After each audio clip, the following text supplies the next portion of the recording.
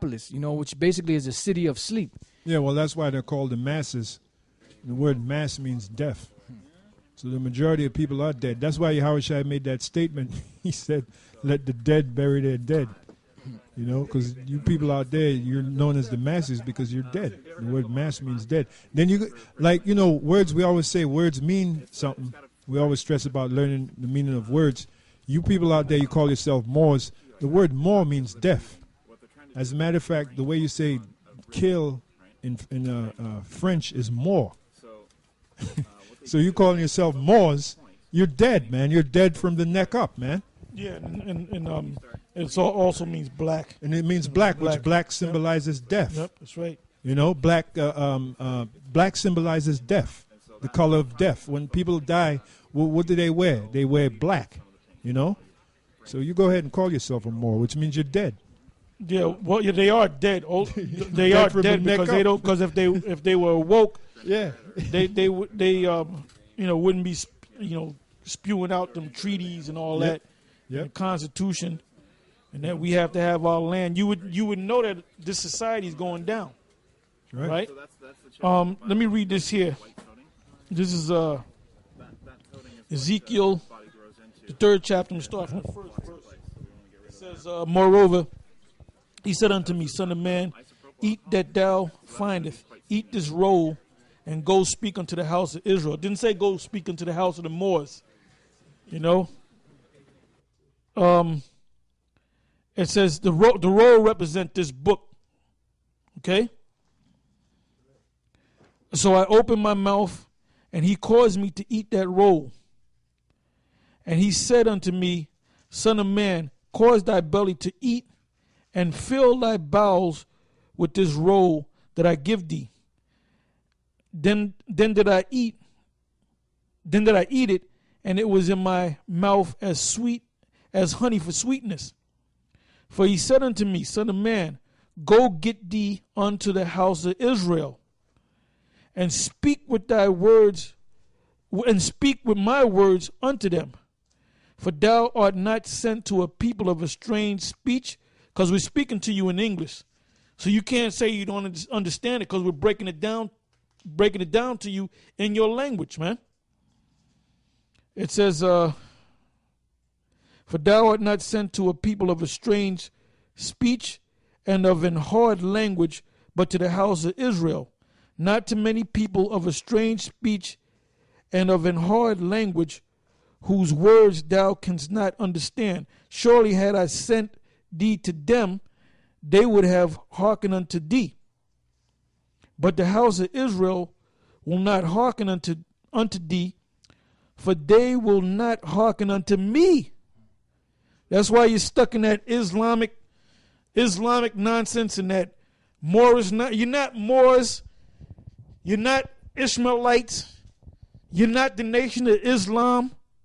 Which there's no such thing as a nation of Islam, man. You're not African Americans. You're Israelites. And the Most High is only dealing with Israelites. He ain't dealing with any of those people that I just mentioned, man.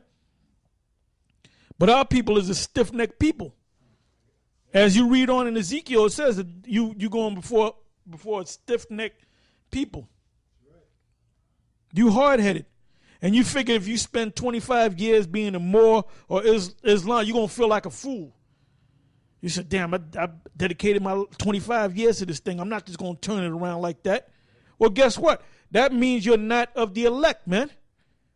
Because if you call yourself Moors and Moabites, your line goes back to the Moabites and the Canaanites. Well, where does it say in the scriptures that the Moabites and the Canaanites are going to come to America and serve slavery? We can show you in the scriptures. That the Israelites served slavery, was shackled up, that had yokes of iron put on their necks, that were brought over here against their will in cargo slave ships, sold on auction blocks. And you guys can't give me nothing from the Quran or any book that you have where it says where the Canaanites are going to wind up in America. And then you guys are trying to get the land back. This land's going to be destroyed.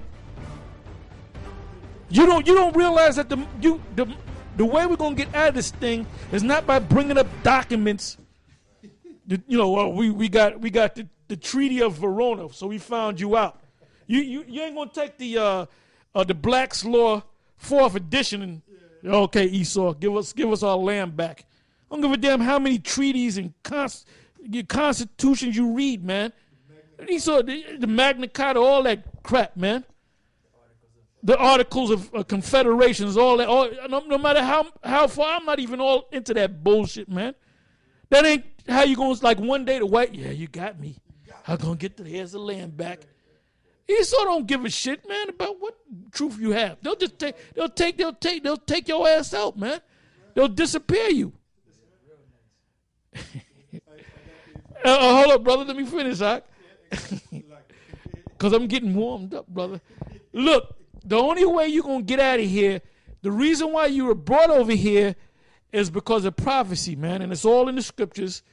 And the way you're going to get out of here is the way you're going to get out of here is the way you came in here. The Most High brought your ass in here. He established the great prison camp, which is America. That's what America is. America is a great prison camp for the children of Israel. Why do you think when you go to Romans the 9th chapter, why was Egypt so great? Egypt was set up and established by an Israelite by the name of Joseph, man. The Most High used Joseph that had an Egyptian name that became the second in command under the Pharaoh himself. And Egypt became great because of that dream, man. And Joseph broke down that dream that there will be 7 years of plenty, then there will be 7 years of famine. Now, you always had storehouses where you would, pick corn or whatever, wheat or whatever you had, and you would store, you would live good. You would sell your corn, you would sell your cattle, but you would store maybe a year or two worth of corn and wheat and whatever to keep you going for the bad years. Some had it for a year, others had it for maybe 2 years. But nobody had it stored up for 7 years. So in them first 2 years of that famine, because for the first 7 years, there was nothing but plenty, man. Everybody was doing good. Then you had a bad year. Year 8 was a bad year. Well, that's all right. We stored up 2 years. We'll live off the 2 years. Next year it'll be a good year. Then year number 9, another bad year. You start getting nervous. Year number 10, you doing whatever you had, whatever gold you had, whatever cattle you had, you wanted to eat. Now you found out that the Egyptians stored corn and wheat and all that for 14 years. So guess what? You had to give all that you had to get some corn, to get some bread, to get whatever you had to get. Sell your land. And that's how the Egyptians became great.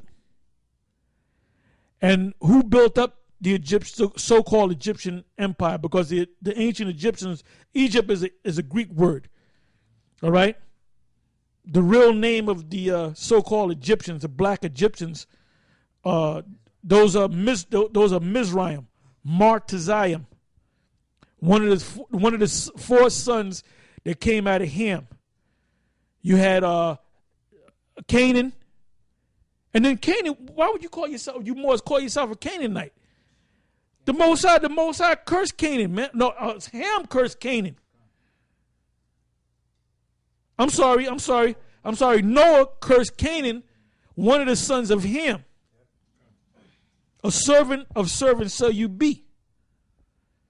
So Ham had what? Ham had Canaan. That was one son. He had Pawat. Canaan was one son. Pawat, if I'm saying it correctly, Pawat, Mizraim, and Cush. And you Jakes over here, you blacks over here in America calling yourself Moors, that you descend, you're descended. You descend back to the Canaanites. You're not. You didn't descend from the Canaanites. You're not Canaanites, man. You didn't descend from the Moabites. The Moabites are the so-called Chinese, Orientals, man. See, that's why you trying to go to courts and trying to we'll go to the highest court, and we'll go to the world court and all that bullshit. None of that shit is going to work because all those people are part of that new world order, man. And like I said, they'll disappear you, man. The only way you're going to get the land back